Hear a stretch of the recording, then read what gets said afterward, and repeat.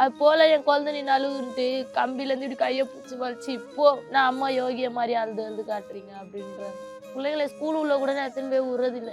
என் பிள்ளைங்களோட ஃப்ரெண்டு பார்த்துட்டு உங்க அம்மா ஜெயிலுக்கு போனாங்க தானே அப்படின்னு எதனா என் பசங்களை கேட்க போகுதுன்ட்டு ஸ்கூல் கேட்லேயே விட்டுட்டு வந்துடுவேன் என் குழந்தைங்கள. உங்க ஹஸ்பண்ட் இல்லாம இந்த 7 வருஷம் எவ்வளவு கஷ்டமா இருந்திருமா? அவர் இருக்க சொல்ல நல்லா பாத்துக்கிட்டாரு அவங்கள? அவர் பாட்டுன்னு குடிச்சிட்டு இங்கே பசங்களோட சேர்ந்து சுற்றிக்கின்னு பைக் வச்சுன்னு ட்ரெஸ் பண்ணின்னு எல்லா பொண்ணுங்களையும் ஏற்றின்னு சுற்றிக்கின்னு அப்படி தான் இருப்பானே. இது வரையும் அவன் கையால் நான் ஒரு 10 ரூபா வாங்கினதில்லை. நான் வேலைக்கு போயிட்டு வந்து தான் எல்லாமே. தனியாக வீட்டு வாடகையும் நான் தான் கட்டணும், அவர் பைக் பெட்ரோலும் நான் தான் காசு தரணும், அவர் பண்ணுற ட்ரெஸ்ஸிங்ஸ்க்கும் நான் தான் காசு தரணும், எல்லாமே நான் தான். சரி ஏதோ ஒன்று ஒரு ஆம்பளை தொண்ணு பக்கத்தில் இருக்கேன்னு வச்சுருங்க. அவனும் போயிட்டான். அவன் போயிட்டு இப்போ யாராக இருந்தாலும் சும்மாவே ஹஸ்பண்டோட இருக்கிற பொண்ணே தப்பு தப்பாக தான் பேசுவாங்க.